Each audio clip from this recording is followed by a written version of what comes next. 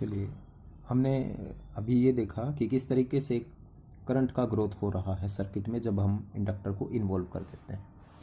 अब हम उसी सर्किट को लेकर के, यानी कि सेम सर्किट हमारे पास है, this one is the circuit. अब इस सर्किट को ईएमएफ से हटा देते हैं, यानी कि हमने ईएमएफ का सोर्स यहाँ से हटा देना है, रिमूव कर देना है। जब हम ईएमएफ के सोर्स को रिमूव कर देंगे तो सिचुएशन के अकॉर्डिंग बल्ब एकदम से बंद हो जाता है, लेकिन जब हम सर्किट में इंडक्टर को इन्वॉल्व कर रहे हैं तो करंट एकदम से जीरो नहीं जाएगा। इसमें एकदम से जीरो नहीं जाएगा, तो ये डीके का भी अपोज करेगा इसमें, और जब ये डीके का अपोज करना शुरू कर देगा तो इसका मतलब ये है कि इसकी वैल्यू एकदम से मैक्सिमम से जीरो नहीं जाने वाली है। तो अब हमने इसके डीके को देखना है। सबसे पहले हमने हेल्महोल्ट्ज इक्वेशन ग्रोथ के लिए फाइंड आउट की, अब हम उसको डीके ऑफ करंट के लिए सेम सर्किट के लिए फाइंड आउट कर रहे हैं। ठीक है, तो अगर एग्जाम में सिर्फ ग्रोथ आए तो यहीं तक डिस्कस करना है, लेकिन पॉसिबिलिटी यही रहती है कि एग्जाम में ग्रोथ और डीके दोनों ही आते हैं। तो अब हम उसको डीके के लिए डिस्कस करते हैं।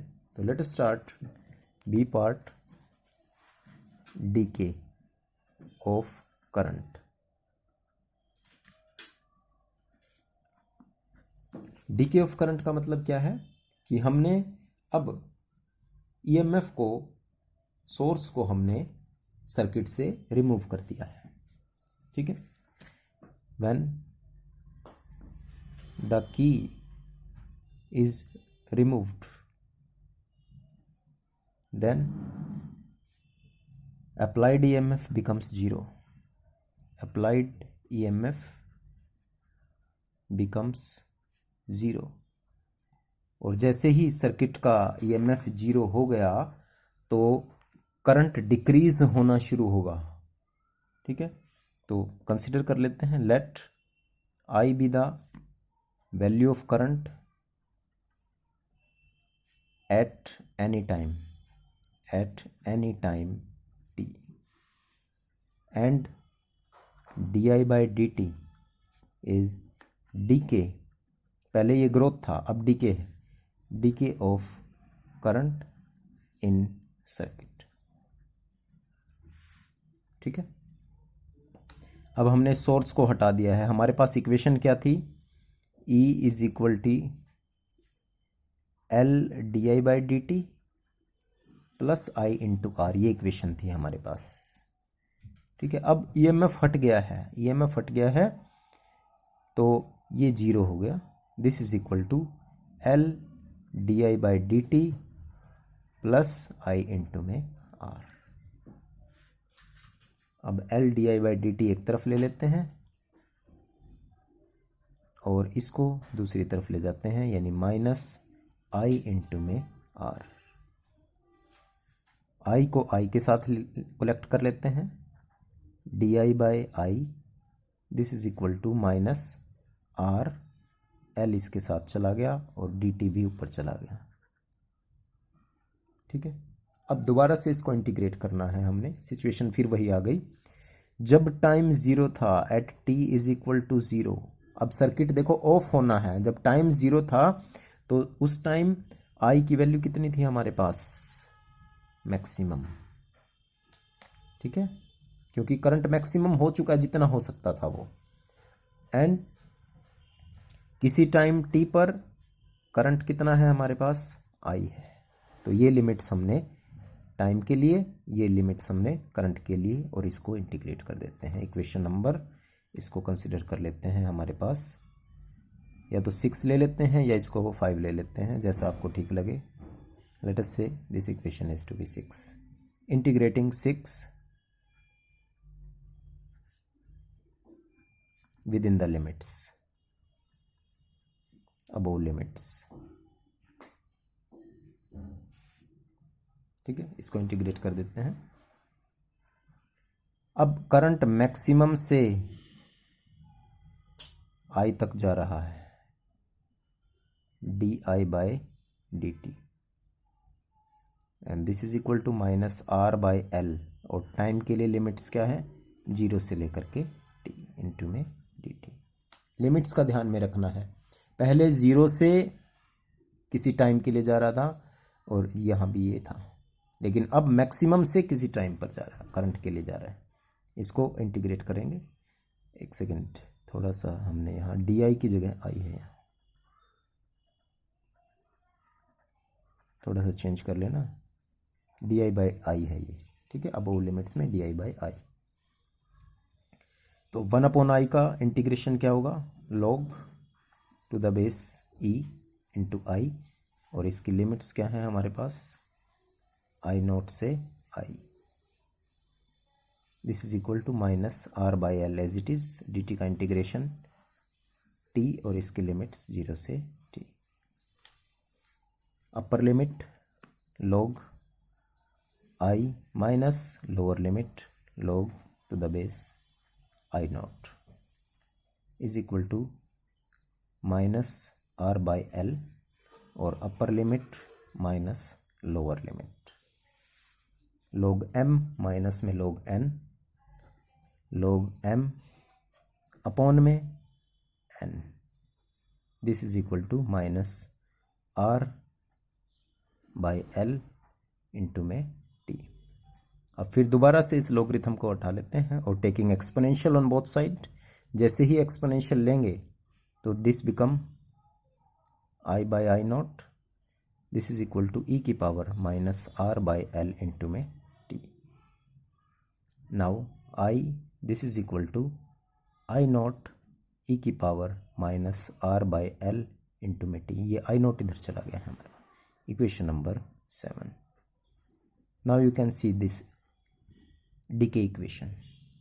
पहली इक्वेशन में हमारे पास 1 माइनस एक्सपोनेंशियल था, अब दूसरी इक्वेशन में भी ई की पावर में वैल्यू आ गई है, और जब ई की पावर में वैल्यू आ गई तो इसका मतलब ये हो गया कि करंट जो है वो एक्सपोनेंशियली ही डिक्रीज होगा, स्विच ऑफ करते ही जीरो नहीं हो जाएगा, वो एक्सपोनेंशियली उसकी वैल्यू चेंज होगी, और जब एक्सपोनेंशियली चेंज होगी तो इसमें भी हमें वही सारी चीज़ें निकालनी पड़ेंगी जो ग्रोथ के लिए निकाली थी, यानी कि टाइम कांस्टेंट, टाइम कांस्टेंट। अब इस क्वांटिटी का उल्टा लेना है हमेशा, the quantity L by R is called वही inductive time constant, inductive time constant, ठीक है। और अगर हम t को L बाय आर ले लेते हैं तो इक्वेशन 7 क्या बन जाएगी हमारी, आई, दिस इक्वेशन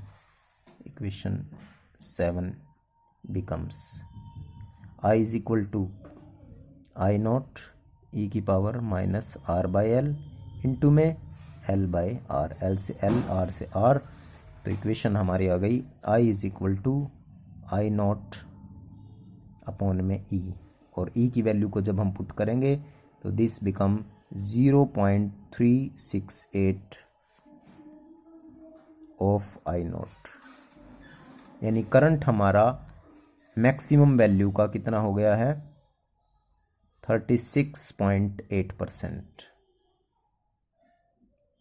डिक्रीज हो गया है। करंट हमारा मैक्सिमम वैल्यू का 36.8% हो गया है। ये तो जब है जब हम t को L बाई आर लेकर के चल रहे हैं। अब t को थोड़ा सा और बढ़ाते हैं, यानी टाइम थोड़ा सा और देते हैं स्पेंड करने के लिए, और जब टाइम हम दे रहे हैं when t is equal to 2L by R, तो I की value becomes 0.135 of I naught. जब t को हम 3L बाई आर पुट करेंगे then I becomes equal to 0.050 of I naught. ऐसे ही जब हम t को 4L बाई आर पुट करेंगे तो I becomes equal to 0.018 I naught, और अगर हम इसको 5L बाई आर ले लेते हैं तो I equal to 0.007 of I naught. Now you can see that पहले 36 था, अब 13, फिर 0.5, फिर 0.1, एंड अगेन 0.07, लगातार इसकी वैल्यू डिक्रीज होती जा रही है, लेकिन कभी भी ज़ीरो नहीं अप्रोच कर रही। ज़ीरो अप्रोच कर सकती है जब हम t को इनफाइनाइट लेंगे। जब t को इनफाइनाइट लेंगे तो i इज इक्वल टू हमारा क्या हो जाएगा, आई नॉट e की पावर माइनस इनफाइनाइट, और 1 अपॉन इनफाइनाइट का मतलब क्या हो जाएगा, i इज इक्वल टू 0। यानी कि जब टाइम इनफाइनाइट होगा तब करंट डिक्रीज होकर के 0 आ सकता है। इट मीन्स करंट की वैल्यू कभी भी 0 भी नहीं होने वाली प्रैक्टिकली। अगर आप इस चीज़ को देखें तो हम यहाँ ये देख रहे हैं कि अगर सर्किट में इंडक्टर इन्वॉल्व करा है तो ग्रोथ में वो कभी मैक्सिमम नहीं पहुँच रहा और डिके में वो कभी भी 0 नहीं होगा। It means it will decrease exponentially like this. ठीक है, this is current I, this is time constant L by R, 2L by R, 3L by R, 4L by R and so on. जब time 0 था तो उस time ये maximum था, late us से आई not. जैसे जैसे टाइम बढ़ता चला गया ये डिक्रीज होता चला गया and it approaches to 0 but not meets the line, because we have seen and t is infinite, time infinite होगा तब ये अप्रोच होगा, meet at infinite. This is decay of current. तो हमने दोनों ही सर्किट्स के अंदर ये चीज़ देखी है कि जब सर्किट के अंदर करंट की वैल्यू बढ़ रही है तो भी इनफाइनाइट टाइम चाहिए उसको, और जब डिक्रीज हो रही है तो भी उसको 0 होने के लिए इनफाइनाइट टाइम चाहिए। ठीक है, अगर ये आपको दोनों टॉपिक समझ में आ गए हैं, ग्रोथ और डिके, तो अब हमने सिर्फ सर्किट को चेंज करना है। ठीक है, रेजिस्टेंस की जगह कैपेसिटेंस आ जाएगा, एल की जगह एल को इन्वॉल्व करके कुछ और बना देंगे। तो ऐसे ही 2-3 टॉपिक्स हमने ऐसे डिस्कस करने हैं, लेकिन मेन पॉइंट इसके अंदर हम डिस्कस कर चुके हैं कि जब हम सर्किट में इंडक्टर इन्वॉल्व कर रहे हैं तो वो ग्रोथ और डिके दोनों ही का अपोज करता है। ठीक है, होप आप सभी को जो है कुछ समझ में आया होगा। अगर किसी को कोई फिर भी डाउट लग रहा है then you can ask me and send me the message. कल हम इसके अलावा जो टॉपिक डिस्कस करेंगे उसमें कैपेसिटर और रेजिस्टेंस को इन्वॉल्व करेंगे और फिर ये देखेंगे कि उसमें किस तरीके से चेंज हो रहा है करंट। ठीक है, okay, thank you very much for today.